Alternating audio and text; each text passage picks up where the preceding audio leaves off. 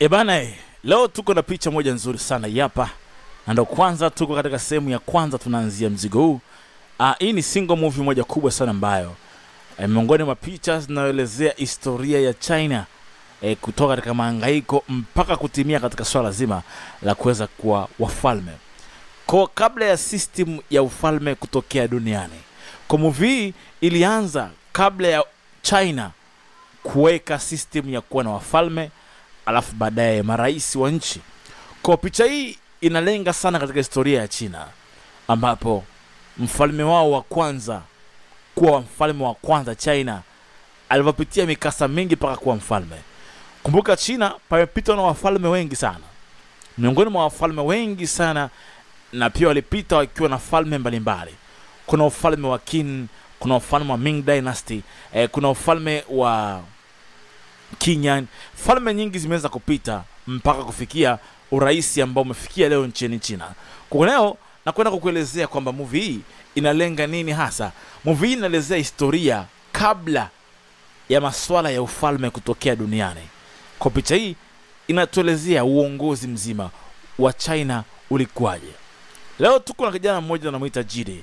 Jidi tutampata ndani ya movie hii, ambapo Jidi anatupa historia kubwa ya nini kilitokea kabla ya ufalme wa China kuweza kwepo. Basi nikukaribisha sana katika mikono miwili.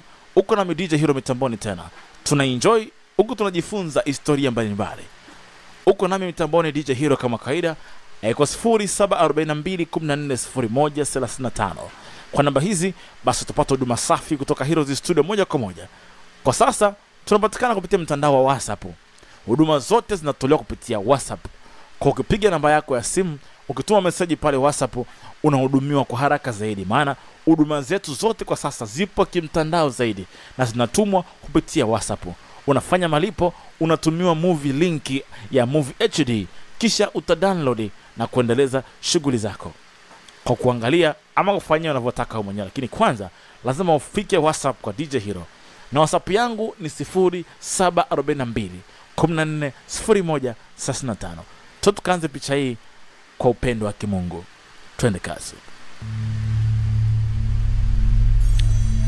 Hebu tuanzie katika upande wa milimani ya mbali sana. Kuna bwana mmoja anaitwa Jidi. Huyu ndo Jidi ambaye nilikuwa nikimwongelea hapa. Jidi anaangalia milima kisha anatupa story. Asema nimezoea kuvuka hii milima mara nyingi sana. Mara nyingi kwa ajili ya kuuza chumvi au kwa ajili ya vita. Nimekuwa nikivuka mto mara kwa mara. Na kila mara napovuka mto basi huwa naacha alama moja na ichora katika mawe. Na sijui wazazi wangu walianza lini kuvuka hapa. Kwa hiyo yeye amekuta baadhi ya mistari pia isaye kwa tayari. Kwa hiyo kuna watu wengi ambao wamevuka na maisha yao yamefia katika mto hapa. Mto umekuwa chanzo kikubwa sana kwa wao kuweza kuvuka kwa ajili ya swala lazima la chumvi au kwa ajili ya vita. Ndipo walikuwa wakipigana sana. Kwa katika njia hii maisha ya watu wengi sana wameweza kufa wakijaribu kuvuka mto mara kwa mara kwenda kutafuta maisha mazuri. Hebu tuanzie hapa. Hapa leo kuna ibada moja inafanyika. Kumbuka ni kipindi cha enzi za mawe, zamani kabisa. Leo kuna watu wanafanya ibada hapa wakimuomba Mungu wao awasaidie waweze kuvuka mto kwenda salama. Ibada ilikuwa ikifanyika hapa ni ibada ya kumuomba Mungu wao awasaidie waweze kuvuka mto wakiwa salama.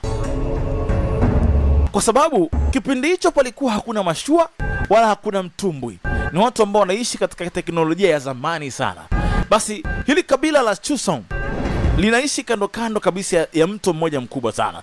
Na kila mara wakijaribu kuvuka mto basi wanakufa watu wengi sana, lazima wavuke. Wanavuka kwa ajili ya kutafuta maisha mazuri. Basi wanafanya ibada kisha wanamtoa mtu mmoja kama sadaka. Cheki, mto wenyewe ndio huu. Mto umekuwa mto mkubwa sana. Mtu kuvuka lazima sadaka iweze kutolewa. Miungu ipokee mtu mmoja ndipo iruhusu waweze kuvuka. Basi kabla ya kuvuka basi mtu mmoja anawekwa pale kama mwanamke kama huyu. Huyu mwanamke kajitolea kuvushwa hapa. Kwa hiyo amejitolea kuwekwa hapa na akivuka akifa basi ni sadaka kwa miungu, inapokea sadaka. Unaona? Mto una mawimbi sana makali. Unaona? Mwanamke kama huyu kazama na akafia hapo. Huyu mwanamke ni kama sadaka kuiomba miungu iwaruhusu kuvuka. Miungu ya Yusong, pokea sadaka yetu. Tunahitaji chumvi kwa kijiji. Sasa wanaamua kutuma watu wachache waende kutafuta chumvi. Unaona? Hawa vijana wanavuka kwenda kutafuta chumvi katika ngambo ya kijiji kingine. Unaona? Inabidi wavuke mto kwenda ngambo kutafuta chumvi. Unaona? Wanaingia vijana kama 50. Unaona? Wanaingia vijana kama 50 kuvuka mto. Sasa watakao faulu kuvuka, hao ndo watakaoenda kuleta chumvi. Mto ni mto mpana na ni mrefu sana na lazima waweze kuvuka.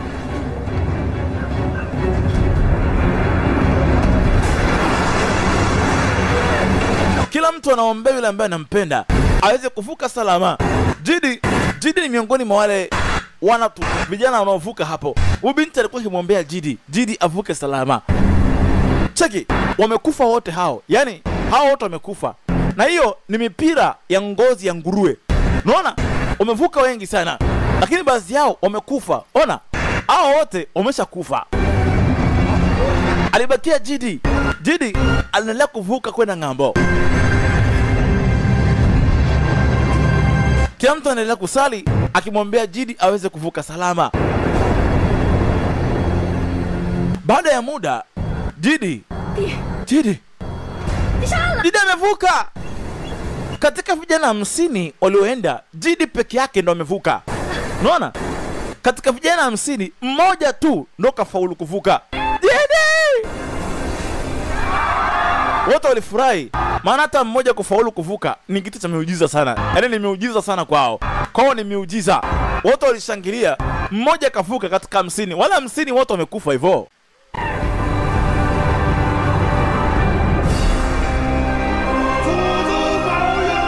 Mungu atubariki.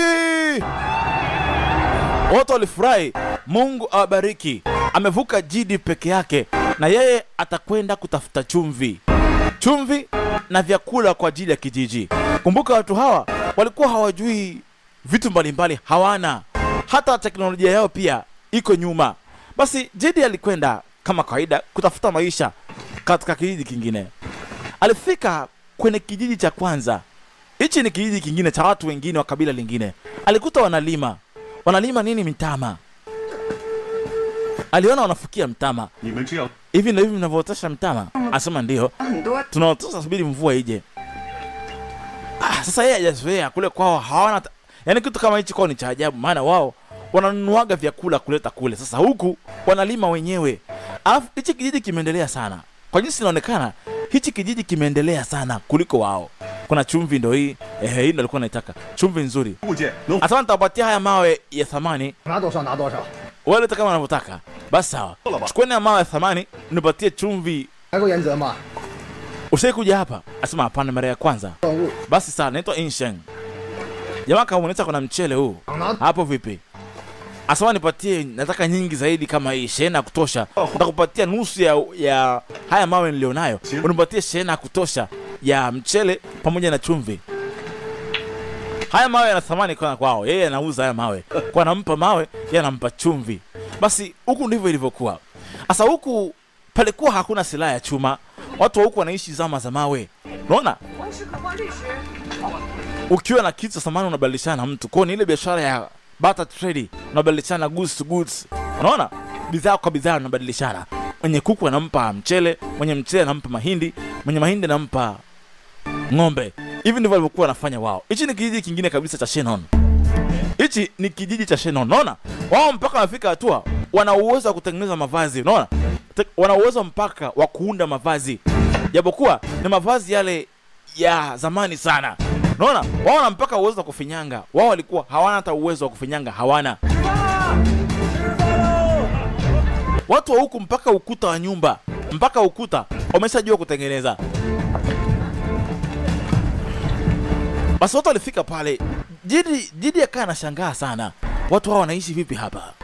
Huyu mkuu wa kijiji akamuona. Wewe mtokea kabila gani? Kiita Yusong. Yusong, kwa mlima Jusi. Kwa mlima Jusi. Oh, ni siku 20 mpaka ufike hapa. Ni siku 20. Kwa hiyo mtu katoka siku 20 kabla. Unasikia njaa? Ndio. Njoo ule. Njoo. Ni watu wema, watu wa kijiji cha Shenon. Basi wao mpaka wanafua, wanachonga mawe na vitu mbalimbali. Lakini wakiwa hapa, kuna kijiji kingine wao wanapenda kumiliki sehemu na ardhi. Wao wakati wamekaa hawana habari, kijiji cha watu wenye roho mbaya walikuja. Hawa ni watu ambao wanatamani kumiliki mali. Kwa hiyo wanaingia kijiji, wanaua watu na kuchukua kijiji chao. Cheki, wanatumia zama za mawe, mashoka ya mawe yaliyochongwa. Wengine ndo hawa mpaka kwa maji wameingia, mpaka kwenye maji. Wakiwa wana habari ghafla, hebane, walistukia nini tena? Wanaambua ghafla walivamiwa, alafu wanafika na kuua. Wanaua na wanaenda. Cheki, wanaingia, wanaua na wanaenda. Ondokeni! Wanafika, wanakuua na wanaenda. Cheki, wanafunga, wanakamata. Wao wanataka wanawake. Unaona? Wanataka wanawake na mali mlizonazo. Hawajai kuwa na gomvi na mtu. Wanashangaa nini tena? Mbona wanashambuliwa? Wanashangaa kwa nini wanavamiwa? Wanavamiwa kwa nini na hawajai kuwa na ubaya na mtu yote yule? Ikabidi Jidi wasaidie, na alikuwa hapa. Jidi akaamua kuwasaidia. Cheki, wanatumia mashoka ya mawe na visu vya mawe. Cheki, wana roho mbaya sana. Nyundo za magogo. Nyundo za magogo. Wanawake kwa wanaume, wanaua kweli kweli. Kisha wanakamata wanawake, wanabeba.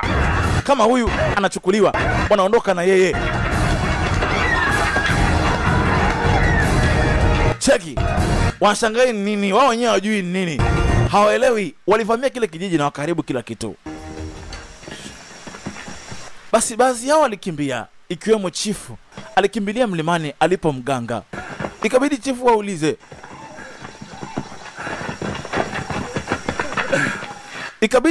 waulize. Ni kina nani hawa wanatuvamia sisi? Mbona hatuna ubaya na mtu yote? Hatudai kumkosea yote yule. Kwa nini tunashambuliwa na watu hawa? Kwa miaka 3 tumekaa kwa amani. Chifu, mimi sijui kwa nini. Sijui ni nani hawa. Kiongozi! Mmoja wao alikuwa anakuja akiwa na hali mbaya. Kiongozi! Nini tena? Huyo anakuja hapo. Nini tena? Kiongozi anashangaa nini tena? Na anakuja huyo. Halo. Kuna mtu alikuwa anakuja hivi. Cheki, kuna pande ya mtu inakuja, ina bonge ya mshoka. Huyu hapa anakuja katika hili eneo. Huyu hapa pande ya mtu imeenda juu, mzee, bonge la mshoka. Wanamuita Chiao. Huyu ni Chiao, ni mmoja kati ya wale wanakijiji wabaya. Huyu akaenda kula teke zito. Pande la mtu mzee ina nguvu mbaya. Kula shoka. Anaua vijana vibaya kweli kweli. Ani mshoka wa mawe huo mzima. Figa baka baka. Weka asay. Kupiga nyundo. Alisikia nyundo hii. Akikupa yeye umeenda. Alikuwa kiwalima. Na ambao alikuwa na wapasua kaa kuni. Wanakijiji wakaingia, woga kana kimbia. Na yeye asaji wanamuogopa, anaenda tu. Wasaji wanamuogopa, wanaenda tu. Anakuja namna hii. Asa kila wanapenda na wafuata. Cheki, wanamuogopa. Huyo akajitosa. Shoka yake ilivunjwa, ikampiga huyo akakufa. Sasa shoka yake ni ngumu, ni ile jiwe ngumu kweli kweli. Asa anakuja. Mara ghafla Jidi akaingia, akagongana na shoka, ikavunjika. Mwokoe kimbiani nye, mwokoe kiongozi wenu. Akiwafuata anamshambulia. Jidi akaamua kupambana naye mwenyewe. Akaamua kuiva naye mwenyewe. Weka shoka. Kosa. Jidi alikamata, vuta. Choma. Bado himo mzee. Kuja hapa. Ila nguvu aliibeba.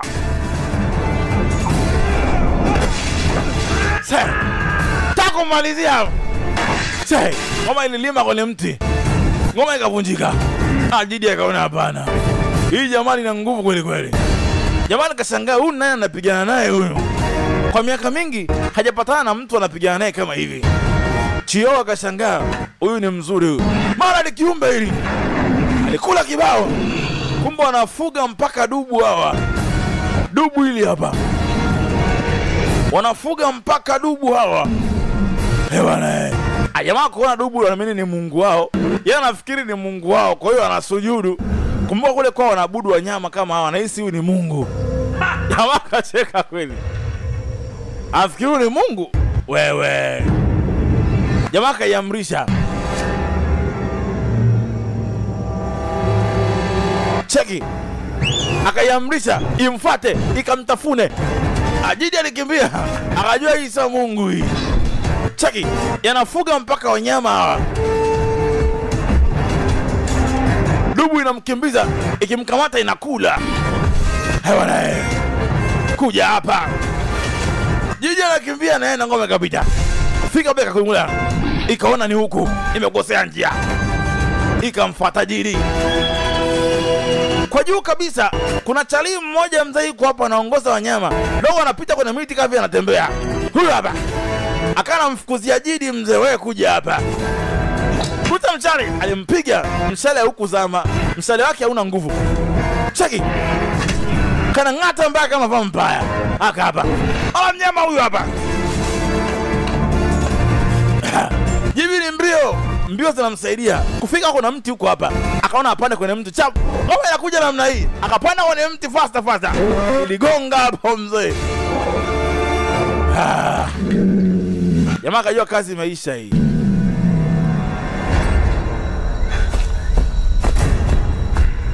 Chio anafika, anakuta mnyama wao yuko chini. Wakajua jamaa na nguvu za kipekee. Amnaga mtu kasai kuwasumbua kama hivi. Jidi anawasumbua kweli kweli. Wakaona hapana. Ameenda Yeah.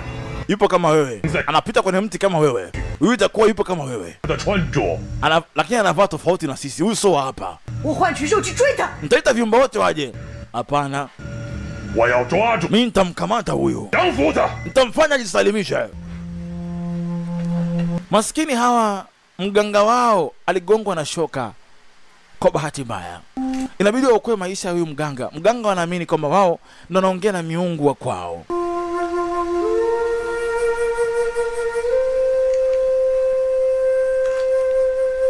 Walimlisha majani lakini walikuwa wameshachelewa.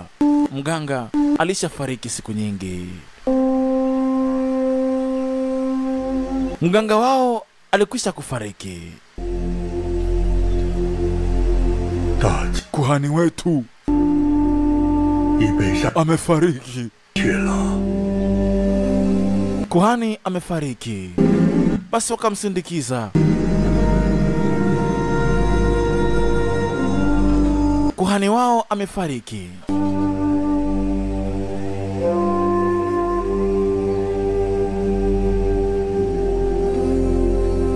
Basi hapakuwa na kitu kingine. Aliyekuwa kiongozi wao amekwisha kufariki, basi hakuna kitu ambacho wanaweza wakafanya tena. Hali imeshajitabiri peke yake. Tumsindikize. Tumsindikize kiongozi. Basi wakamsindikiza kwa shangwe ya huzuni na kila laheri kiongozi wao. Lakini wakiwa hapa, zile kelele zikamuita ujamaa. Ujamaa alivyoona akaita wanyama wote waje kuamalizia pale. Kumbe wanafuga mpaka chui na mbwa mwitu pori zima. Hao jamaa wakatili kwa wanafuga mpaka wanyama. Mlindeni kiongozi. Wanyama wakasaksiwa kwa wamekaa juu, mara simba, chui, say, mbwa mwitu, simba, chui, wote wako hapa. I say, walitafunwa mbaya. Hao wanafuga mpaka wanyama hawa. Hewale. Say, mbwa mwitu iko hapa.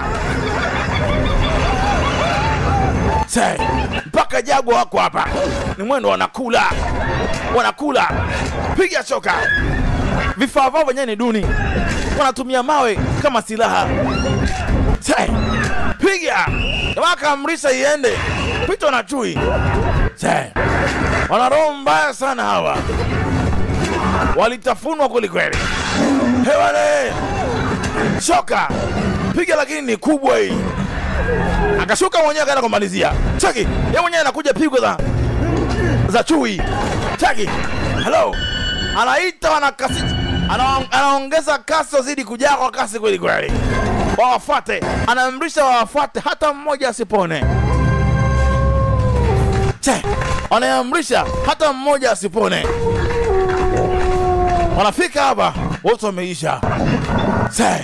Na wakatili kweli kweli hawa. Sasa Jidi alifanikiwa kukimbia.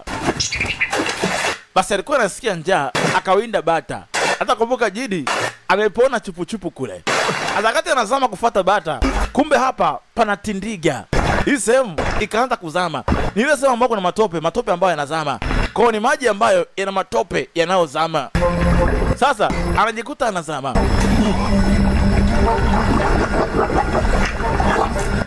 anazama. Ghafla kuna mtu akampa fimbo. Alikuwa hapa. Ni binti anamuita Lei. Lei alimpa fimbo. Njoo! Vuta! Binti anafuga swala wawili. Akaamrisha wamvute, wamtoe bwana nje ya mto.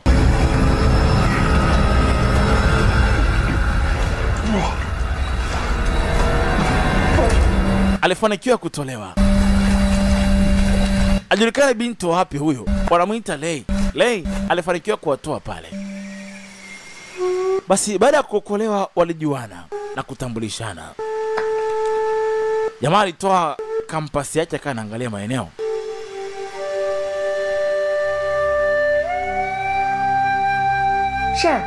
Hii nene? Asema hii hapa ni mwamba ambao unanifanya nijue mwelekeo. Kwamba naelekea wapi. Angalia kama hapa tulipo. Tuna siku 7 mpaka tufike kijijini kwetu.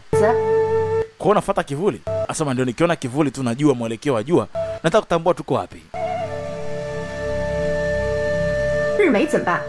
Asa mbona hamna jua? Pakiwa hamna jua tunaangalia upepo na mwanga wote utakaotokea wakati huo. Sasa nikautumia nikabahatisha sehemu ninapotaka kuelekea. Ubinti alishangaa, amechongaje hiki kitu hapa? Umechonga mwenyewe hiki? Asema ndio nimekichonga mwenyewe. Kwani shida nini? Ungependa nikuchongea kama hichi au umependa kama hichi? Nitakuchongea kama unataka.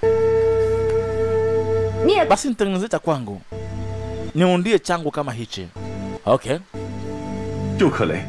Nitakutengenezea kwa ajili yako. Mara kasikia mlio. Kumbe wale wanyama bado wako hapa. Sasa kuna chui mmoja kana anafukuzia swala. Swala wangu mmoja ni mjamzito. Swala yake mmoja na mimba. Swala wa huyu binti. Sasa hataki wale swala aweze kuuawa. Jamaa akatumia mshale, piga mshale. Jidi, piga mshale. Mshale unadunda. Mnyama adondoki. Fika mpaka pale, kamuai. Piga mshale. Lakini alifika na kamuua yule swala. Choma. Bita arukiwa. Jamaa kawahi kamalizia. Choma kwenye ukuta wa mti. Akamsulubisha pale kwenye mti. Kaipigilia hapo. Sasa huyu swala ameuawa na alikuwa na mimba tumboni.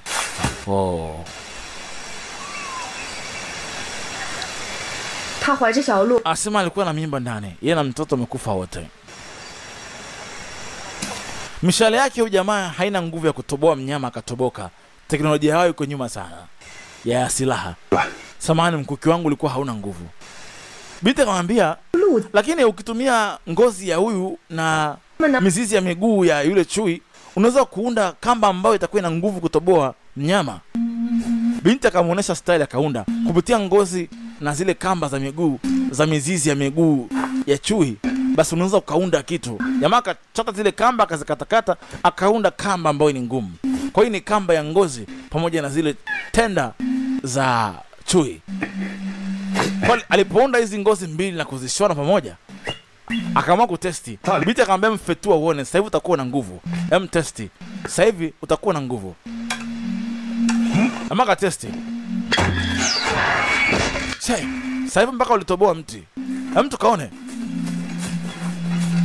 Wakafuata waone, walikuwa mita 100 mshale bado una nguvu kwa kasi kiasi hichi, hebu tuone. 足有200步。 Asema ni mita 100 na umetoboa mti kiasi hichi. Kuchomoa hautoki.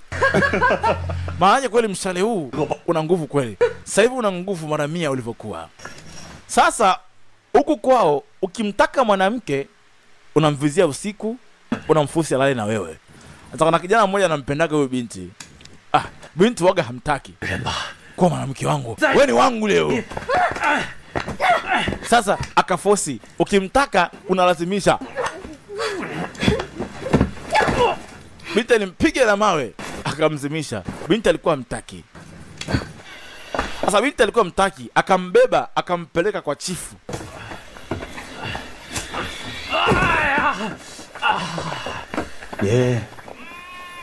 Aupendi huyu mwanamke, simpendi Jiu. Kwa nini umpendi? Kwa sababu mimi namtaka D. D hawezi kuwa kwako. Wewe sio mwanamke wake. Ni wangu. Na nitakuwa kwake tu. Jidi ni wangu. Mweka pembeni kule. Huyu binti anampendaga Jidi. Sasa hapendi kupewa mtu mwingine. Basi Jidi yuko zake porini na sasa hivi kashajipatia mchumba mpya tayari.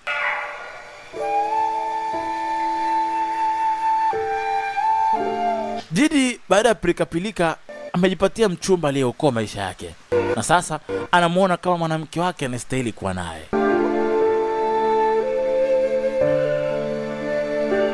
Anamuona kama mwanamke wake anastahili kuwa naye. Na sasa ameamua kufanya naye maisha.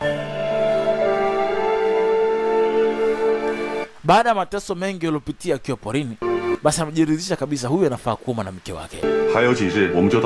Tutafika kwetu sio muda mrefu. Na tukifika huko utakuwa kwangu.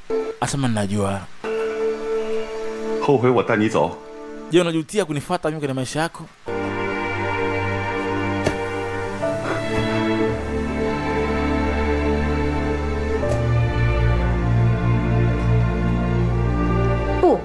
Hapana.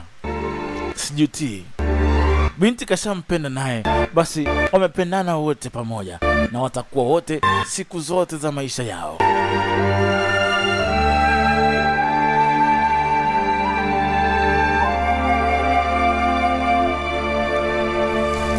Lakini wakati wakiwa pale wakianza kufurahi, jamaa alipocheki nyuma akaona kuna nyoka.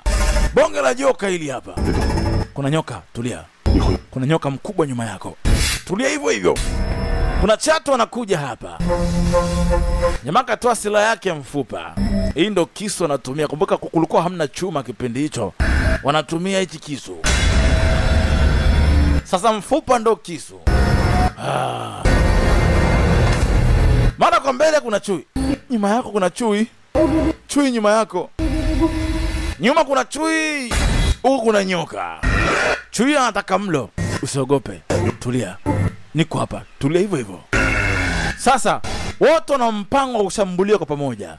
Akataki juu kuna matawi. Kama sikia. Tunaondoka wote kwenda juu. Kaa hapo hapo. Wote wana mpango wa kuruka washambulie. Kwa hiyo ni kwa time. Yamaka time venye wanaruka tu wote. Yeye atatoka. Wanafasta wanaenda. Yeye kama wakavana wenyewe. Asa chatu akamvaa chui. Bwana. Habari kaisi yao. Bwana. Pale kucha asubuhi wakatoka zao. Jamaa aleka alama. Asa mwelekeo huyu unaelekea kwetu ni huku. Kwa niweka hizo alama kitambo tu. Kwa sijapotea njia. Kwa twende. Tunafika kwetu baada ya kuvuka mto. Kwa umeweka hizi njia nzima. Asema nilipokuwa nikikamatwa na mvua ikinikuta, nilikuwa natafuta njia kurudi nyumbani kwa kuweka alama. Kwa nikiweka alama nafahamu kwetu. Bibi yangu alisema mwanamke hawezi kuvuka mto. Kuvuka mto ni hatari kweli kweli ndio. Lakini utakuwa na mimi tutavuka wote. Jidi alitunga akili ya haraka. Akamfunga binti kamba na akajifunga kamba. Kwa atakapopita na binti atapita huko huko. Kwa wakisema wanasema wote. Na wakivuka wanavuka wote. Kwa alimfunga kamba na wanaenda wote. Sasa anamvusha mto kumpeleka kwao. Na ameshaamua huyu atakuwa mke wake.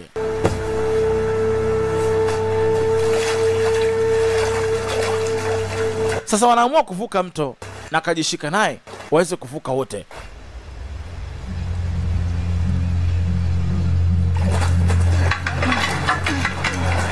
Lakini baadhi ya wale watu waliokimbizwa kutoka kwao walifika hapa na walikuta kuna kijiji cha Yishou. Kijiji ndo hichi hapa. Wageni. Kiongozi, kuna watu wengine wanavamia hapa. Kuna wavamizi wanakuja nini? Asa hichi kijiji hakijai kuwa na ubaya na mtu. Wakaona watu wa kijiji kingine wanakuja kwao. Asa wao wote, kila mtu anaishi sehemu yake. Unapoona mtu kama amekuja, eza kwa shari au kwa ugeni. Mimi ni chief wa kijiji cha Shannon. Mimi ni chief wa Shannon. Naitwa Jiang Yan. Hii sehemu je ya Yishou. Ukoo wa Yishou ndo hapa? Asema ndio, ni hapa hapo, hujakosea. Bwana msijali. Tunaomba makazi ya kwa muda hapa. Tuko tayari kuwasaidia kufika mahali mnapotaka kwenda. Tutataka kila thamani yote tulionao. Tutajitolea kwa ajili yenu mnavyotaka. Tupeni ardhi ya kuishi. Sisi ni wakimbizi, tunaomba mtu sitiri katika ardhi yenu. Tutafanya mengi kwa ajili yenu, tafadhali. Waliomba hifadhi kwao. Waliwapokea pale pale.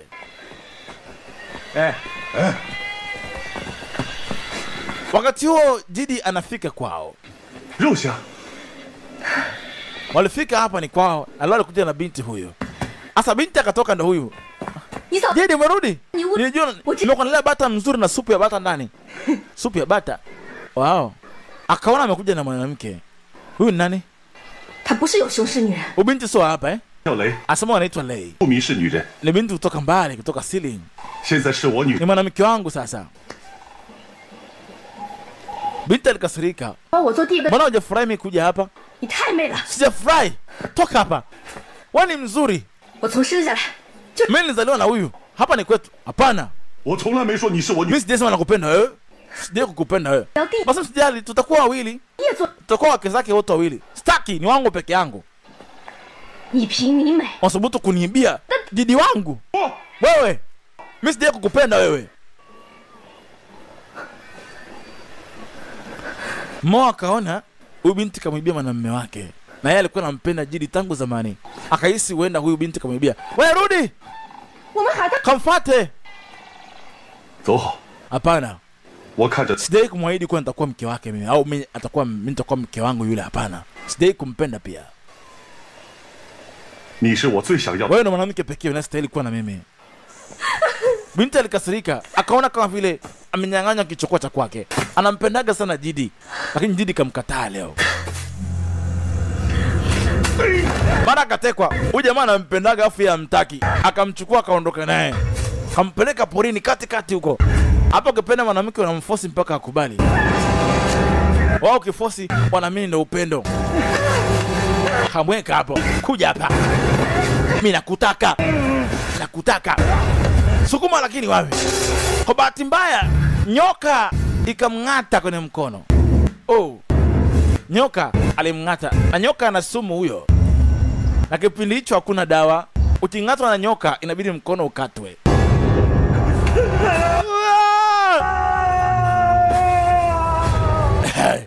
Na walikuwa mnaga dawa. Miaka hiyo hakunaga dawa.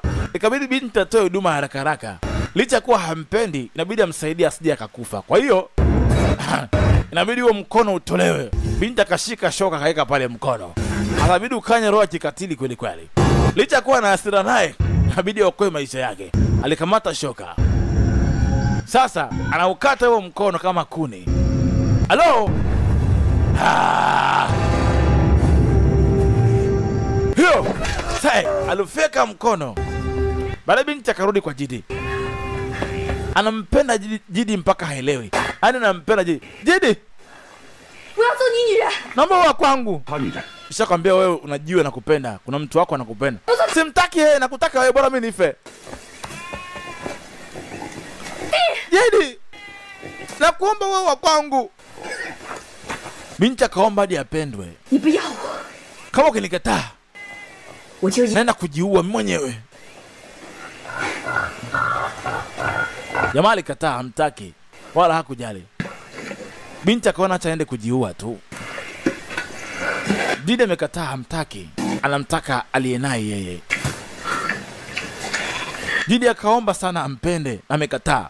Binti akaona potelea mbali. Hata nikajiue. Binti akaenda kujiua. Na binti akasema anaenda kujiua, anajiua kweli. Jamaa akaona hata ni wai. Binti ataenda kujiua wakati binti kaomba hata awe mke wa pili. Jamaa anakataa. Binti kama anaenda kujiua, ikabidi Didi amfuate. Fuata. Binti kama kwenda kujiua, akajiulia mbali huko. Jamaa kafika kamrukia. We! Binti alikuwa tayari kujiua. Wewe! Nitakuwa na wewe. Kweli?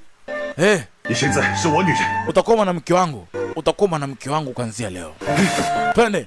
Basi akambeba akaondoka naye kama ashakuwa mali yake. Hapo tayari ukipata unakuarua tu. Akikuelewa unakuarua. Kesi imeisha. Basi wakaanza kufundishwa kulima. Wale watu waliowasaidia wakaanza kuwafundisha kulima, jinsi ya kulima mazao. Basi hawa walikuwa wanafahamu kilimo nini. Mheshimiwa Chifu wa Shannon, umetufungua macho juu ya kilimo. Kicha hicho hatuwezi kuwalipa fadhila mliotutendea. Mmetupatia ardhi ya kuishi hapa. Mmetupa makazi. Basi nyinyi ambao mmetuokoa, tutaishi maisha yote hapa. Basi hii ni upendo mkubwa sana kwetu. Basi huku kila mtu anafanya kila kitu kumfanya mwanamume wake afurahi. Basi binti baada ya kukubaliwa kuwa mke wa pili na watakuwa wote pamoja, basi binti alikuja huku. Katika hili pango kuna maji yanadondoka. Haya maji ni maji ya ardhini, yanaangukaga hapa. Kwa binti alikinga chungu chake pale, atengeneze maji ambayo itakuwa matamu ama mvinyo fulani. Kwa binti aliunda mvinyo wa mtama ambao ukiuozesha, ukitatusha, unakuwa na ladha fulani tamu. Na maji ya ardhini inakuwa na ladha nzuri. Binti akaweza kuunda kinywaji fulani. Kulikuwa mnaga pombe, kwa hiyo unaunda kinywaji chako kizuri mradi tu kiwe hakina madhara.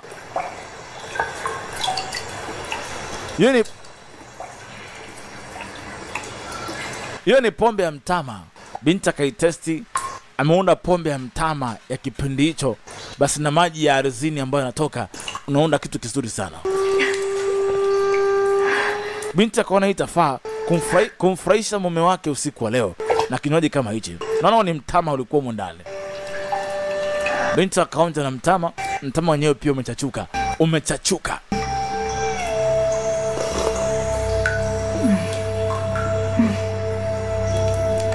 Basi jioni, wakati wa mlo wa jioni, binti alipeleka ile sehemu ya kinywaji pale kwa mume wake akionje kiko vipi.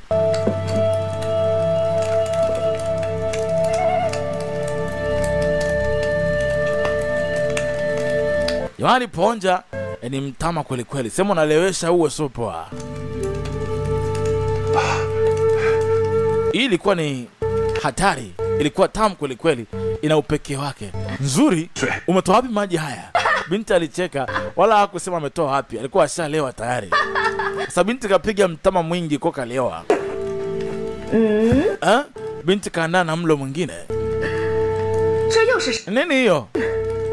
Basi binti pia aliweza kupika nyama. Hii ni nyama ya kufukiza. Unaweka tope alafu unaichoma. Ukiweka tope ukichoma, inatoka nyama moja safi iliyochomeka vizuri. Ilikuwa ni nyama imechomwa kwa kufunikwa na tope. Kabla haya kuleni. Nitawaambia nini baadaye. Ilikuwa nyama nzuri kweli. Basi wote wakawa wameweza kula. Basi walikubali kuwa wake wawili wa huyu bwana. Na ilikuwa jambo la furaha sana. Mara binti huyo, binti akazima, amelewa balaa. Mo alikuwa amelewa. Basi baada ya pale, baada wakawa anatembea, jamaa anachora alama, anatia alama sehemu mbalimbali. Hii nini?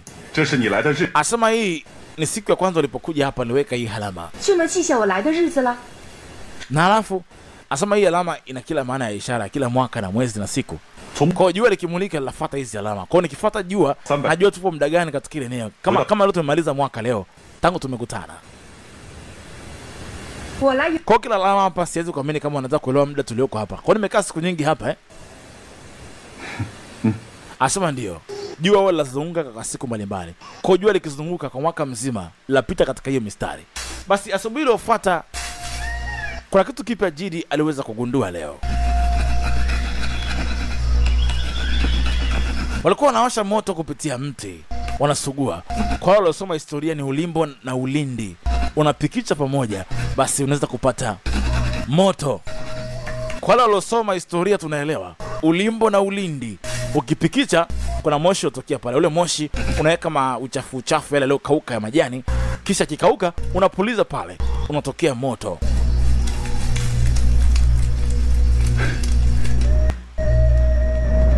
Basi alifanikiwa kuwasha moto leo, na leo aliwasha moto. Kuna kitu kipya amegundua. Amegundua kitu kipya. Washa moto. Basi waliwasha moto katika ile eneo moja. Watu wakaona moto kule. Moto! Moto! Uvamizi! Uvamizi! Sasa ukiwasha moto mkubwa kama hivi, watu wanahisi ni uvamizi. Watu wanahisi kuna uvamizi katika ile eneo. Kabidi waje kwa wingi. Hey, subiri. Nimewasha huu moto mimi hapa. Hamna uvamizi. Mimi ndo nimewasha huu moto. Kwa nini nawasha huu moto? Moto ukiisha nitawaonesha nini kipo hapo. Basi moto ukawaka, baadaye ukaisha.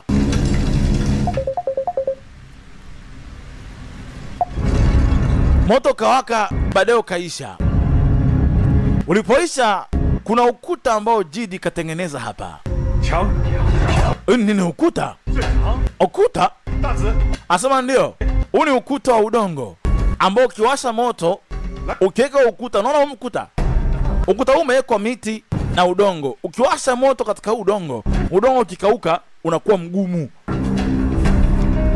Umegundua teknolojia mpya ya ukuta kuwa mgumu. Unaona ukuta unaweza kuzuia mafuriko, kuzuia maadui, hata wanyama wakali pia. Hebu testi uone ugumu wa ukuta baada ya kuchoma. Una nguvu kweli, nashinda kuupiga hata na teke. Ni ukuta mgumu sana. Ikabidi chifu angalie, une ugunduzi upya kwao. Ukuta gani? Mbona imara hivyo? Asema ukichukua miti ukitengeneza na tope katikati na ukawasha moto, basi udongo unakauka unakuwa mgumu sana. Basi tutengeneze ukuta wa kulinda ngome yetu. Tulinde ngome yetu na ukuta. Akasema ndio. Sawa. Kama unavyotaka chifu. Basi wakaanza kujenga ukuta ambao ni imara kwa ajili ya ulinzi wa ngome yao. Tofauti na ule ukuta wa zamani waliokuwa nao. Leo mabinti ni wajawazito hawa. Tumeanza kulima mashamba leo. Tutapata mavuno mengi. Watoto wetu watakapozaliwa watakuwa hawana shida ya njaa. Ni vizuri zaidi. Watoto wetu watafurahia maisha. Basi wote wawili wana wajawazito kwa sasa. Basi baada ya kufundishwa kulima, walilima ngano kwa muda mrefu. Leo walikuwa wanakagua ngano waliokwisha kulima.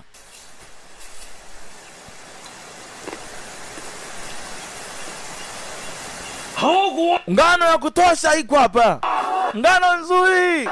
Ilikuwa ni shangwe kubwa sana. Ilikuwa ni shangwe. Lakini kumbe wale watu wabaya walikuja mpaka huku. Kimbieni!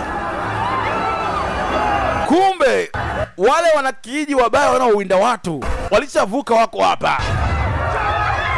Kimbieni! Wanaenda kijiji mpaka kijiji. Leo wanasakisia wanyama wakali waende kuwawinda. Lakini hao walishajenga ukuta. Walifunga haraka. Walishajenga ukuta wa kujihami na watu kama hawa. Wanyama wanajaribu kuvunja, wanashindwa kuingia.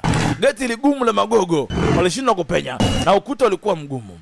Wote walisepa, wameshindwa kuingia. Wanyama wakaitwa.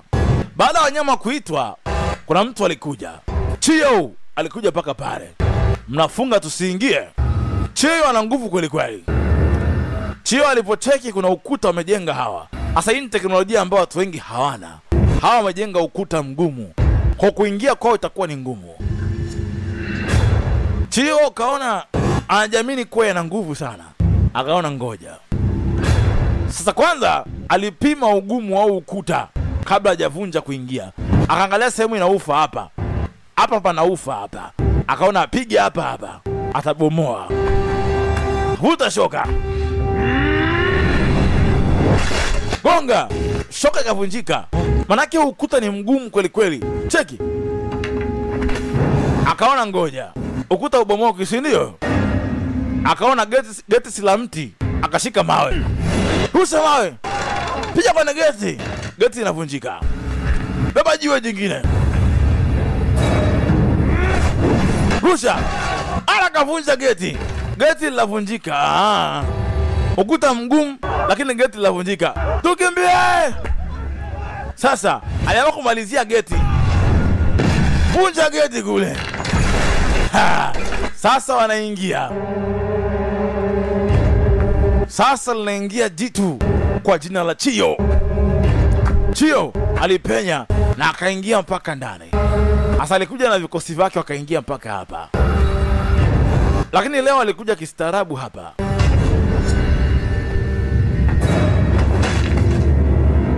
Walikuja kistaarabu hapa leo.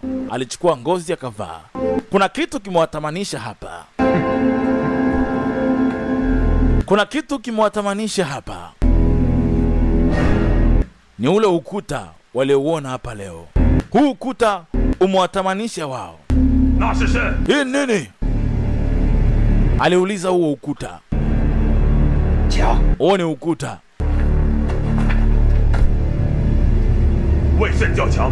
Kwa nini mnaita ukuta? Maana yake ngumu. Unazuia mafuriko na wanyama wabaya na watu kama nyinyi mnaovamia hapa. Nani kajenga? Jidi. Jidi kajenga. Jidi iko wapi? Jidi ameenda kuwinda wanyama mchana.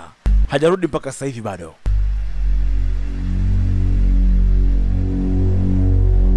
Waliutamani ule ukuta na wao hawajai kuujenga.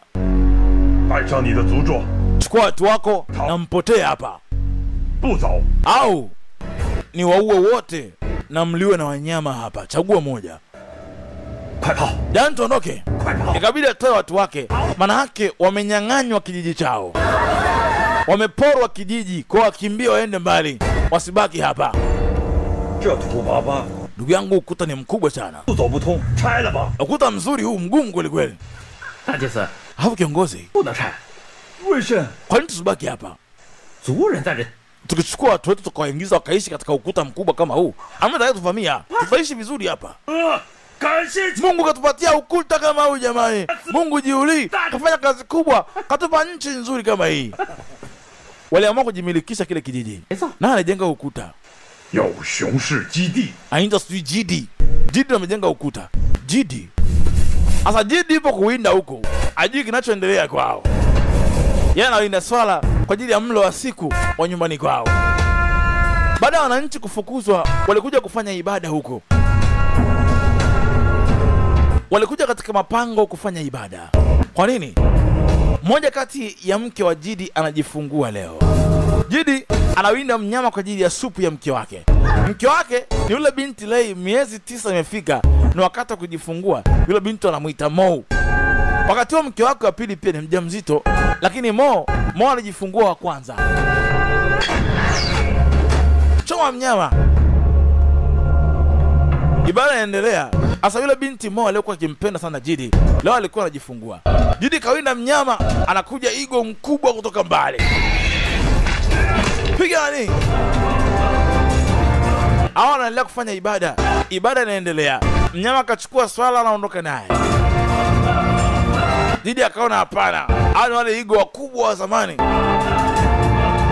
Vuta mshale, akapima ngoma inaenda. Choma.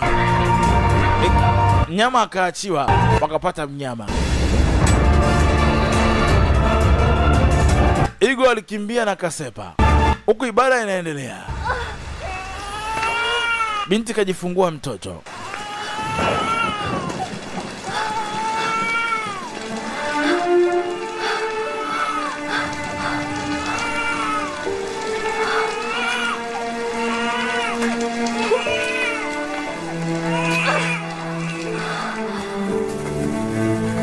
Binti kajifungua mtoto.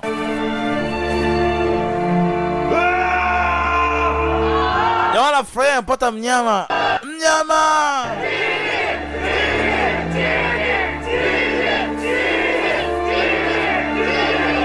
Wamepata nyama ya kula. Ilikuwa ni shangwe kubwa sana kwao. Basi mke wake kajifungua mtoto. Mke wake wa pili kajifungua mtoto. Baada huyu mwingine ni mjamzito pia. lakini wa kwanza kujifungua alikuwa Mo.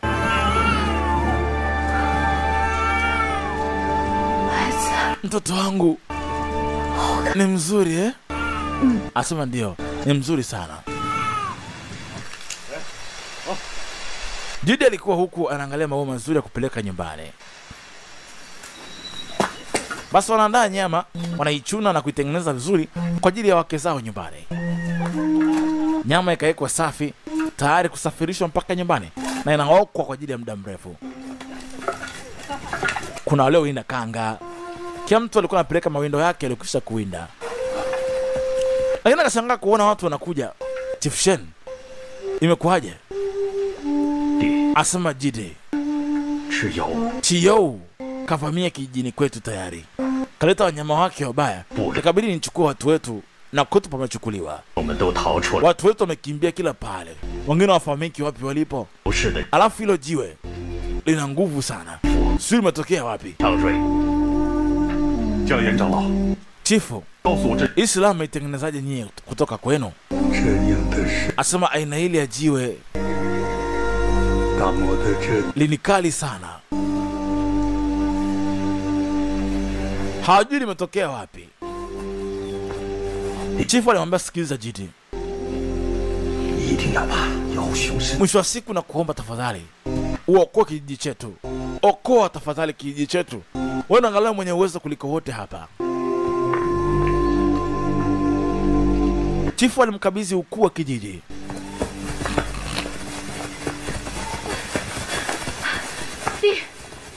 Jidi,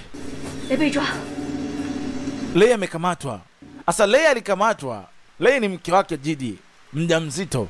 Alikamatwa na Kinaisho.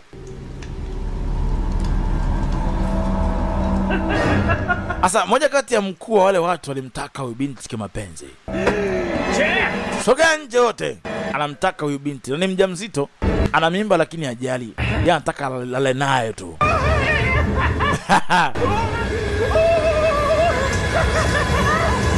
Binti anakimbia kuja hapa.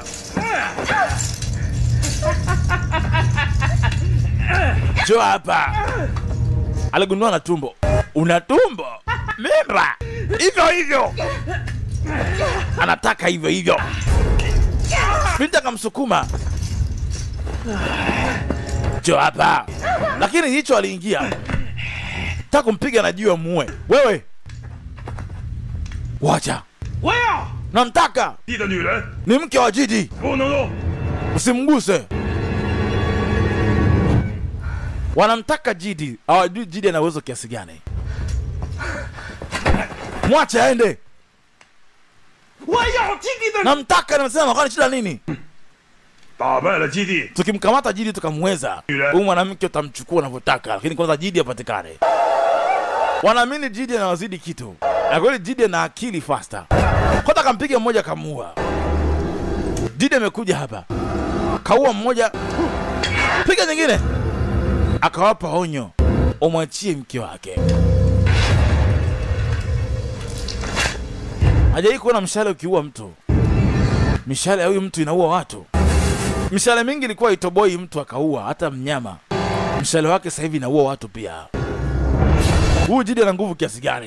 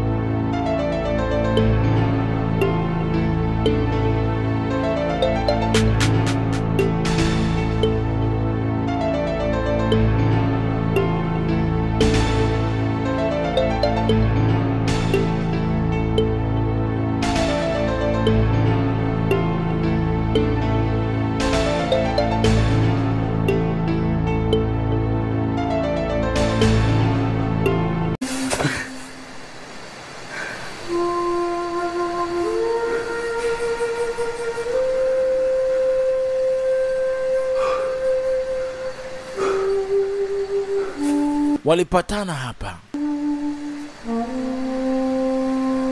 室友放我， Chiyo kanyachia niondoke. 都要你投降。 Anataka ujisalimishe.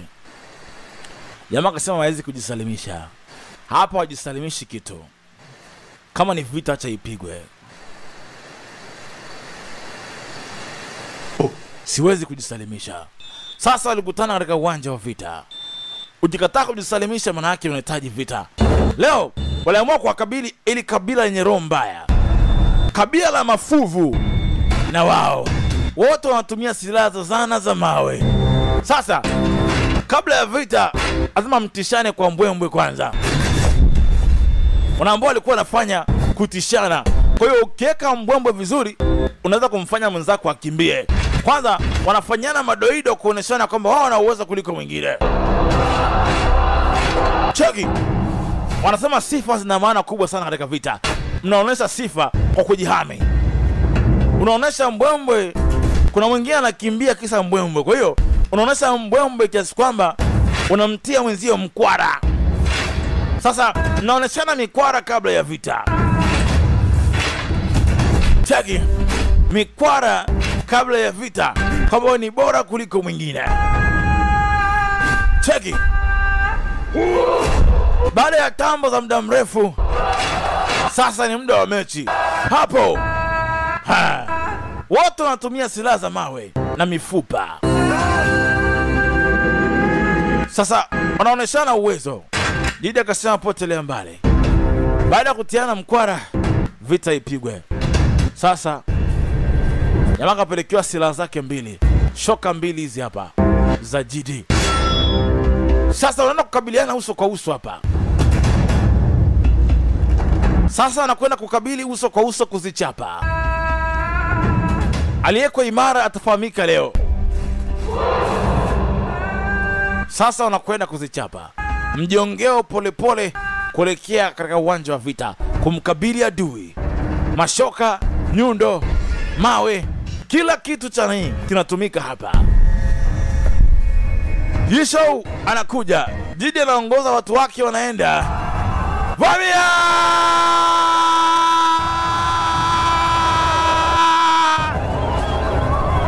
Hey! Alikuwa na mawe na miba. Rusha majabali ya maana. Songoro. Walikuwa na masongoro haya. Kula mawe. Chaki. Majabali. Kila ya kichwa inapasuka hiyo. Hewala. Rusha mawe. Naenda tu kichwa. Manga toa mfupa. Rusha. Ngoma naenda hiyo mfupa. Piga hicho ya kichwa. Wewe. Manga pata mzuka. Twende! Wanakutana katikati kikatambe. Hewala. Kati kwa kati. Mechi juu ya mechi hapo. Hapo. Nakula mashoka. Kula mawe. Weka chini. Shoka. Halo. Vita zama za mawe. Halo. Shusha watu. Shago. Wepa. Choma. Bwana. Yale kana angalia kinachoendelea. Mechi juu ya mechi. Takumalizia. Ameingia mtu kapangua. Kula shoka. Shoka. Choma na mti. Toboa. Bwana. Ukatili uliopindukia huu. Nenda kaende. Kuna vampire mmoja amemfuga huyu. Huyu ni vampire. Anakula. Ruka kaa chui. Cheki. Anakucha kali mbaya. Anakula. Ng'ata na kung'ong'oa nyama. Wazee wanaangalia vita inaendaje. Wanang'ong'oa nyama kama huyu. Huyu ni mke wa Yisho. Kuja na pembe za ndovu.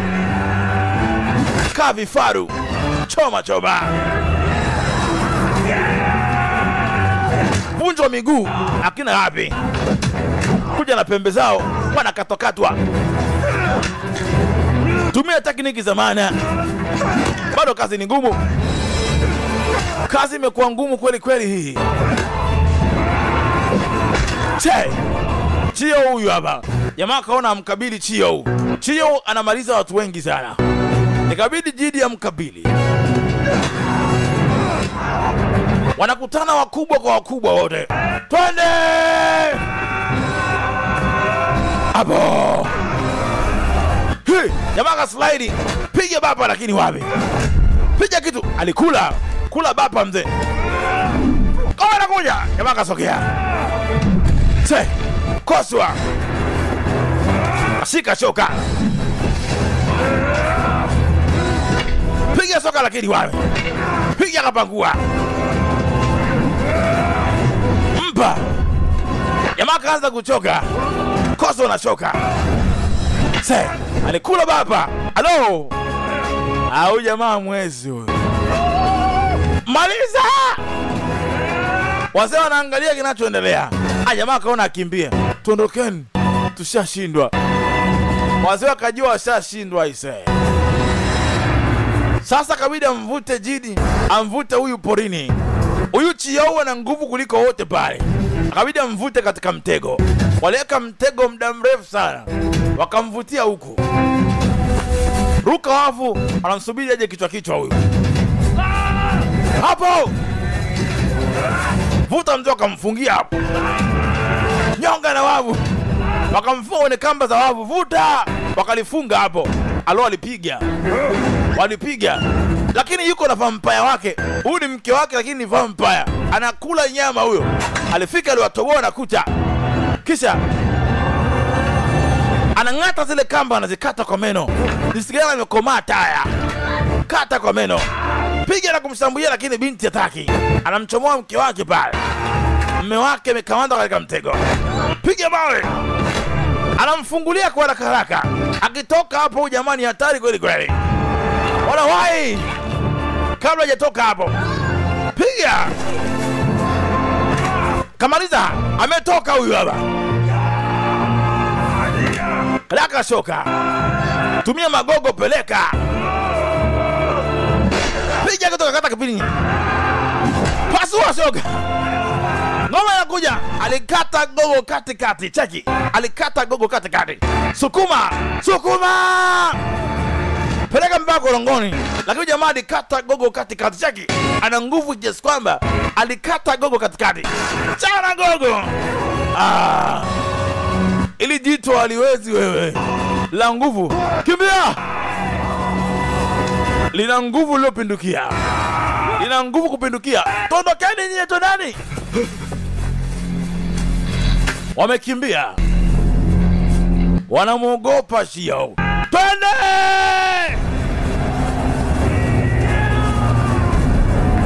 Wameona wamekimbia. Wameweka fensi za wavu kuwatega. Wanaogopesha na fensi za wavu. Wanasepa. Kata! Wanakata huku wanaenda. Sasa baada ya kuona pamesha nuka, inabidi wakimbie waondoke. Hamna sehemu nyingine, lazima wakimbie waende.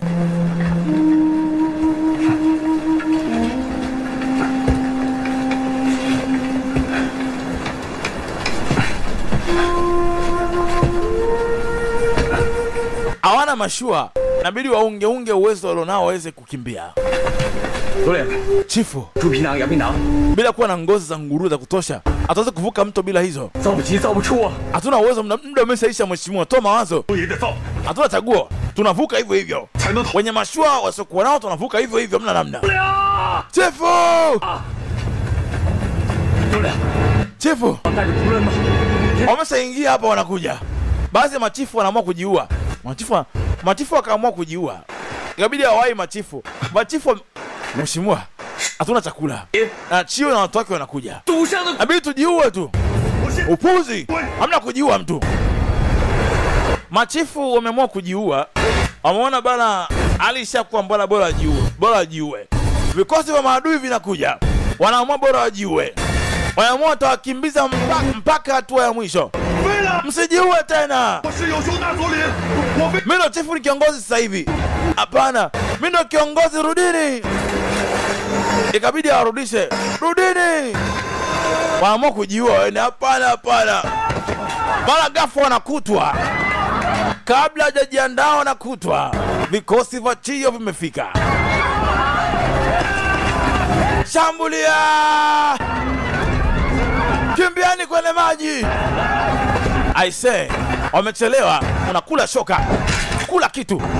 Wanakuua tu, unasikia da. Jamaa kaona anachukua mpenzi wake hajamsahau, licha kuwa na mtu sasa hivi, huyo kaondoka naye. Wakaamua kujitupa katika maji. Wakufa wapone wapone. Nendeni hivyo hivyo. Ingiani kwenye maji. Wakufa wakufe, wakupona wapone. Wote wanakimbilia katika maji. Huko rusha mawe, mishale, mikuki ya mawe. Hawaruhusu wakimbie mtu. Rusha zana zote umo. Say. Hicho anashika mawe. Asa zile mashua wametengeneza zinaelelea, akaona ngoja. Rusha mawe. Vunja mashua zile ambazo wanatumia kutembelea. Anakamata majabali na rusha, anaenda mbali. Rusha na kosi target. Vunja mitumbwi wanaotumia kutembelea wazame. I say, waliwaweza kweli. Wengi waliangamia katika ule mtu ambao wanauogopa. Baadhi yao walipona, ndo kama hawa. Kazi haikuwa nyepesi.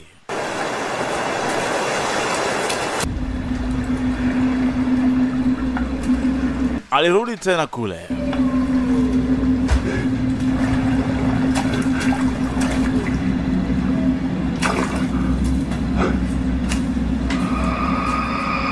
Alikuta maiti ni nyingi sana. Kumbuka wenzao wengi wameuawa. Na kipindi hicho, kwa sababu ya mapigano yalikuwa ni mengi, basi watu kufa ilikuwa sio kitu kikubwa sana. Ilikuwa ni bahati mbaya yao. Wananchi wake wengi walikuwa wameweza kufa.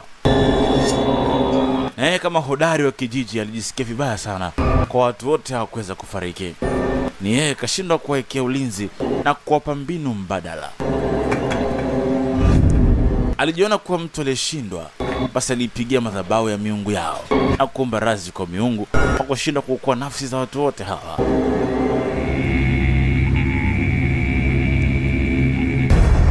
Alijiona mkosaji sana mbele ya miungu wa kwao. Baadaye alirudi msituni kuwatafuta baadhi ya masalia ya wale wananchi waliokimbilia porini. Kumbuka kila mtu alitawanyika kwa sehemu yake. Basi alikuja kuwakusanya wale ambao wametawanyika. Alikuwa akitoa ishara kuwaita baadhi ya watu ambao tayari walikuwa wametawanyika na kukimbilia porini. Basi wote alianza kuwakusanya mmoja baada ya mwingine.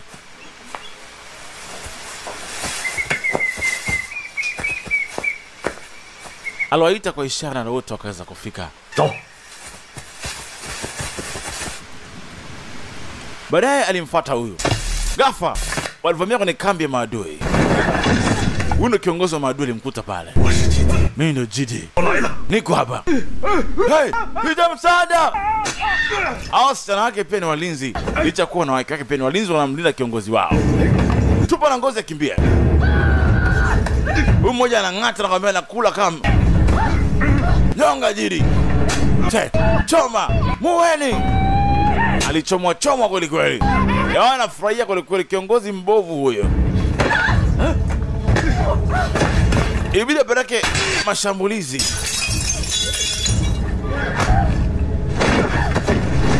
Kiongozi anakimbia. Huyo kiongozi mbaya anashindwa kuongoza watu wake vizuri, anapelekea vita kila siku. Kuna bonge ya kibonge mzee kamkamata. Anajikuta amezingirwa tawari. Watu kikuu wa mji wa Shena wamefika. Na yuko peke yake, neno kiongozi hapa. Ghafla kuna huyu komando wake hivyo. Chiao huyu kwa hapa. Chiao ni komando wake na huyu boss. Afika anamkuta Chiao huyu hapa. Huyu ndo tatizo kubwa huyu. Chiao, kamata Jidi huyu hapa. Torokani. Baada ya kumuona Chiao akabidi waishia. Huyu ndo Chiao, ndo mtu pekee ambaye ni tishio hapa. Kawakamate wote, nenda kawakamate. Sasa Chiao ndo alikuwa mbaya, ni tatizo kubwa. Mvua ikae inanyesha, anajaribu kupeleka mashambulizi, inakuwa ngumu sana kwa upande wao. Sasa mvua zikianza kunyesha, adui yao mkubwa ni mafuriko. Mafuriko yanapokuja yanawakuta porini, baadhi yao wanapata shida. Walikuja katika hii sehemu, maana wanajua hii sehemu kuna ukuta unaozuia mafuriko. Waliwafuata tena leo. Sasa leo wamegundua huyu Chiao ndo tatizo. Wanataka mkamate Chiao. Tulani mbele. Anataka tutege huyu. Hamna kuogopa. Sasa wanakuja hivyo hivyo. Tondokeni. Jamaa anaongoza kwa mitego. Chiao anasogea. Mkamateni Jidi. Walipanga kumnasa huyu Chiao. Anafika, Chiao kaingia katika mtego. Walikuwa wanamtaka Chiao. Chiao yule mwenye nguvu kuliko wote hapa. Kwa Chiao ndo tishio. Leteni kamba. Fika pale, piga mishale. Asabutu mtu kusogea hapa. Wao walikuwa hawana nia kuwaua.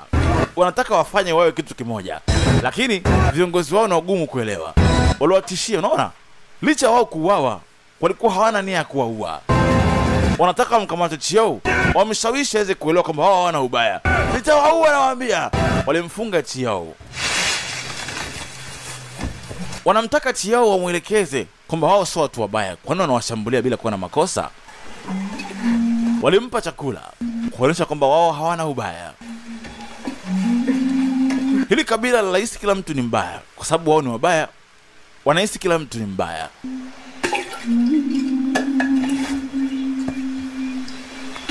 Walitaka mauaji haya yaishe ili wote waishi kwa amani kwa vijiji tofauti tofauti. Kitu pekee cha kufanya ni kumuonesha ukarimu mtu huyu ambaye hajui ukarimu ni nini.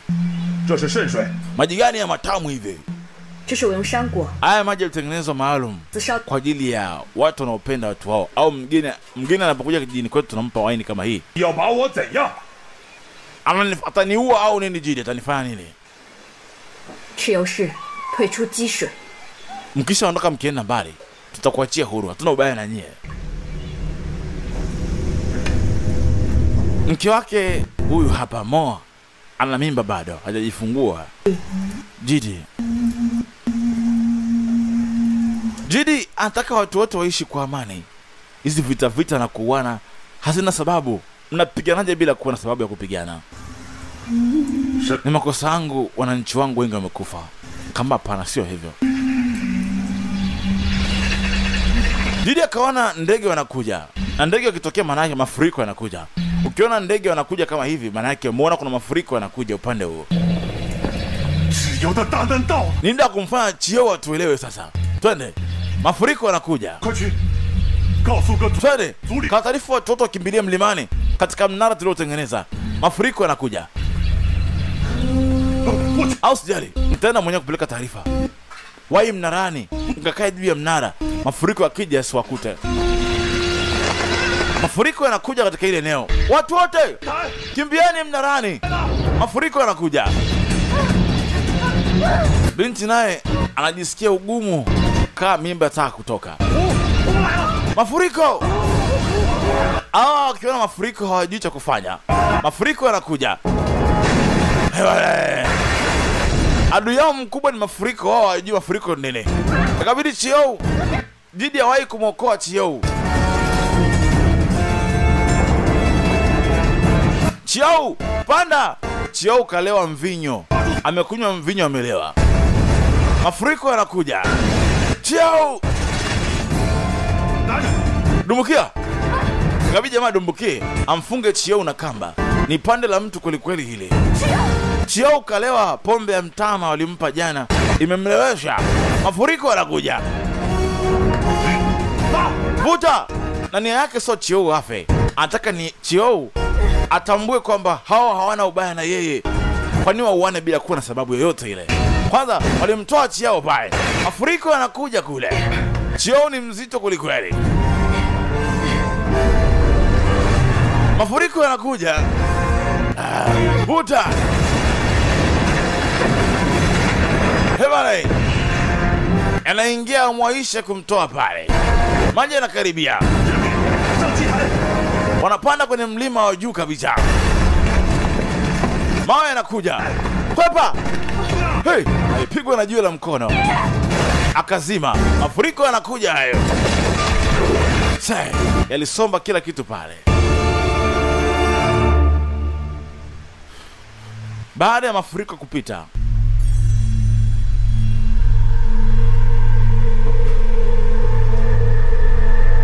Baada ya mafuriko kupita, Jidi alikuja kujisikia.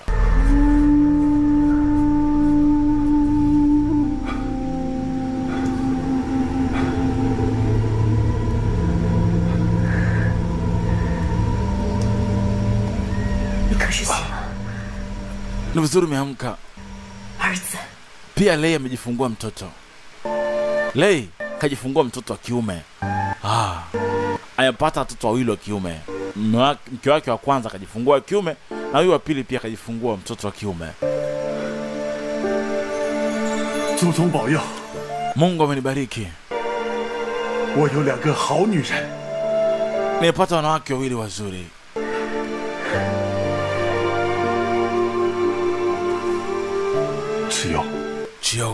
Chiyo yuko wapi?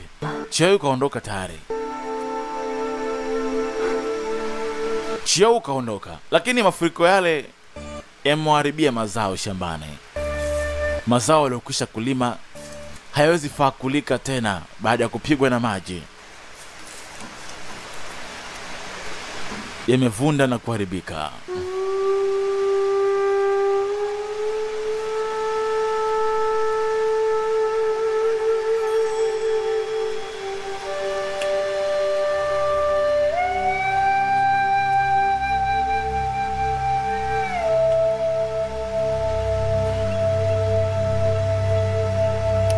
Mzee aliwapa ripoti maana wao hawajui masuala ya shamba. Watu wanakusubiri wewe mheshimiwa. Utoe amri nini cha kufanya. Ongea na wazee katika madhabahu. Watubariki tena kwa mvua. Tulime upya. Mara shangaa Chiyo anakuja, kamkamata kiongozi wao, kamleta kwake.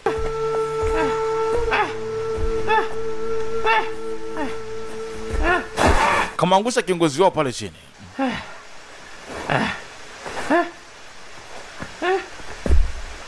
Chiyo alimfuata Jidi. Wewe ndo kiongozi wa makabila yote kuanzia sasa hivi. Shika. Anamkabidhi silaha yake. Amemwamini kuwa anafaa kuwa kiongozi wa makabila yote ambayo yalioko hapa. Kwa kuwa kaona moyo wake ukarimu na kipekee mno. Alimpa silaha yake, ishara ya kwamba amejisalimisha kwake. Shangilia. Umoja huo. Umoja ulipatikana. Sasa walianza kulima na waliishi pamoja kwa upendo. Makabila yote yaliishi kwa umoja. Baada ya miaka kadhaa kuweza kupita, Chiyo aliamua ondoke zake akasafiri kwenda mbali.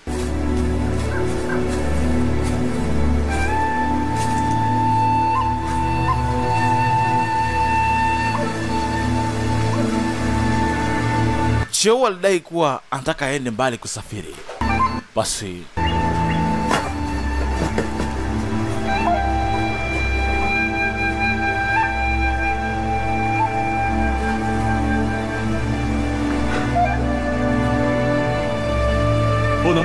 kwa nini usibaki na sisi? Hapana. Mimi nataka nisafiri duniani kila siku. Basi unaondoka na mwanamke wako? Wanawake wote ni wangu tu. Kaa bado wapo duniani wanaishi vizuri. Maana kasikia Jidi wake zake walikuja sasa hivi na watoto ndo hao.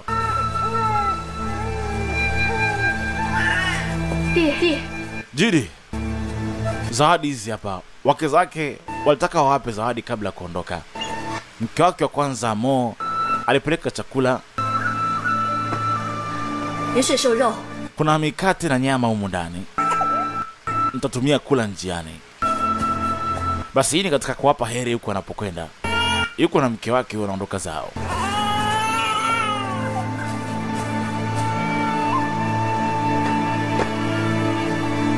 Ile ni taulo na kitana kwa ajili ya mke wako. Kitana ni mwiba wa samaki ndo kitana unatumika. Jamaa kaweka nyuma pale, ataenda nayo. Na ile taulo la mke wake kapewa kama zawadi ampe mke wake. Waga wanampa mwanaume sio mwanamke kwa tamaduni zao.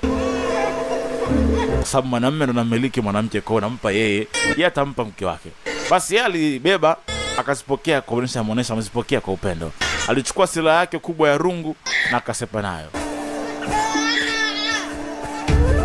nikupe watu wa kusindikiza na kukulinda njiani? Hapana. Amna mtu anayeniweza isipokuwa wewe peke yako, naomba unaniweza tu. Wengine wote sio kitu.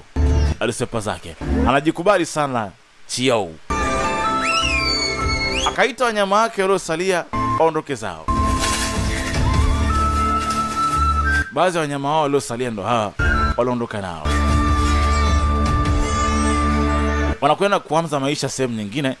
Basi wananchi wote wameachiwa chini ya mikono yake. Makabila yote yaliachwa chini ya mikono ya Jide. Yeye akaenda kuishi mbali, aishi kivyake huko. Yeye ni mtu anayependa kutembea tembea. Basi alikubali. Amekuwa mtu mwema sana Chiao. Baada ya miaka 20 baadaye, miaka 20 baadaye, leo hebu tuingie hapa. Wananchi walijifunza kulima, kuchimba mitaro na wakajifunza kilimo cha umwagiliaji. Leo wanafungua mitaro kuruhusu maji yaingie shambani. Hii ni baada ya kupata akili ya kulima mazao. Basi ya maji wanayapeleka shambani, yatawasaidia. Maji ya mto yatawasaidia.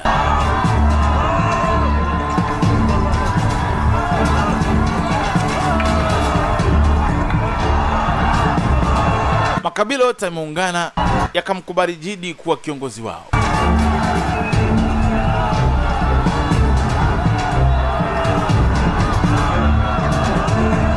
Leo wanajiandaa na mashamba. Chifu, kuna ugeni unakuja. Wanaonekana ni watu wanavuka mto ambao sio hapa, wanatoka mbali, wanakuja na mavazi yao tofauti na ya kwetu. Kuna wageni wanakuja hapa leo. Kuna wageni wanakuja na ng'ombe leo.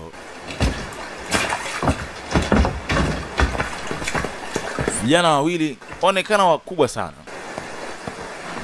Walifika paka pale. Ni miaka 20 sasa imepita. Walitoa heshima. Nyie na kina nani? Mimi naitwa mtoto wa Jidi, Chiao, naitwa Bo. Na huyu ni dada yangu huu. Amsipige magoti. Hawa ni watoto wa Chiao wamekuja.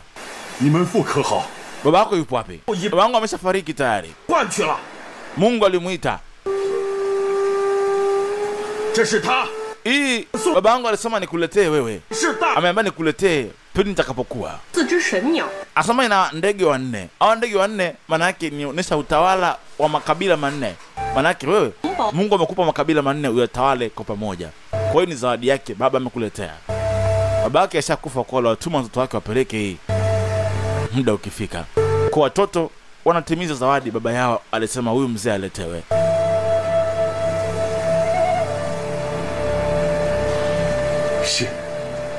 Nashukuru sana. Pia kuna ng'ombe huyu umemletea. Asema huyu ni ng'ombe wa porini. Baba yangu alimkamata na kumtuliza akawa kufugwa. Anaweza kufanya sambi ya kulima, anaweza kulima, anafaa kwa maziwa na nyama yake pia inafaa kula na ngozi inafaa kwa ajili ya kutengeneza nguo. Baba yangu kasema lazima nikuletee wewe huyu atakapokuwa. Na mimi nakukabidhi kama ifuatavyo.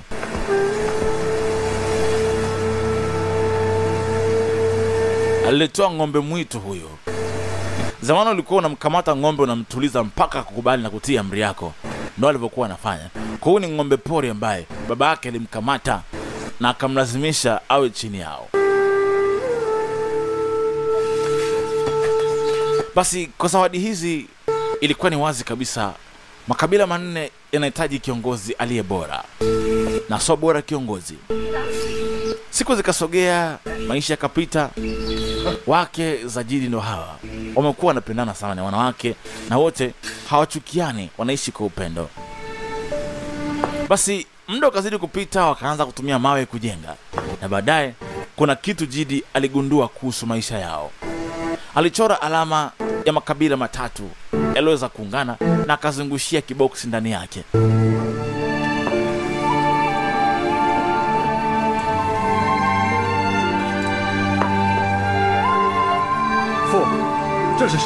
Maana yake nini? Maana yake nchi. Nchi ni muunganiko makabila yanaunda nchi. Na ama kabila matatu tuliojiunga sisi yanafaa kuitwa nchi. 只有合在一起的 muungano huu wa makabila yote 才是 ndio unaitwa nchi. 国。 Kwa nchi ni muunganiko wa makabila. 拜师 Muunganiko wa makabila ndio nchi, na nchi ni makabila. Basi leo aliamua kuunda kitu kimoja cha kitofauti sana. Kwa mara ya kwanza aliamua kuunda crown ya kifalme. Sasa rasmi aliamua kuunda ufalme. 回望过去， Baada ya kuona makabila yote yako chini yake, sasa aliona kabisa kuna haja ya kuunda cheo cha juu zaidi cha kufanya watu wao wakaishi kwa amani, pasitokee vita tena. Ndipo akaamua kuunda altar ambayo itafanya kuwepo kwa makabila kuwepo na makabila kuungana kwao yakaitwa nchi. Nchi lazima iwe na kiongozi mmoja mkubwa. Kwa hiyo mara ya kwanza aliweza kuunda crown ya kifalme, yani aligundua ufalme. 生不息中得到 Leo aliamua kuunda kitu kinaitwa ufalme. Aliunda crown ya mifupa na majani na ngozi, kwa sababu kipindi hicho palikuwa hajagundua chuma bado. Kwa hiyo mfalme wa kwanza ndio huyu, alipatikana ndani ya China. Hivi ndivyo safari nzima ya mpaka kuwepo kwa mfalme kwa mara ya kwanza China. Makabila yote mmenichagua mimi niweze kuwa kiongozi. 受万族拥戴， Kiongozi wenu mpendwa aliyeko mbele yenu, Jidi, 感激长长。 najisikia heshima na ukarimu ndani yangu. 我们以地为母， Nitaona kila mtu kama familia. Tutalima na kula pamoja, tutagawana chakula pamoja, na tutaheshimiana pamoja kwa upendo. 同吃同住， Tutagawana mali na chakula, na kwa furaha tutagawana pia furaha kwa mmoja wetu. Basi mke wake alikuja, atakuwa ndo queen wa kwanza huyo. Alifika na kumpa kinywaji, ishara ya kuonesha umoja.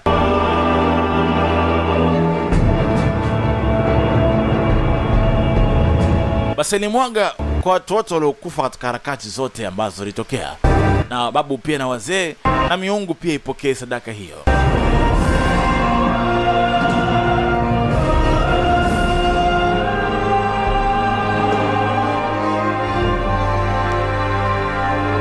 Hii atakunywa watu wote wakimshangilia. Sasa anakwenda kuwa mfalme wa makabila manne, kwa wote watakuwa ufalme. Kwa kutoka sasa hivi pataiundwa kuwa mfalme.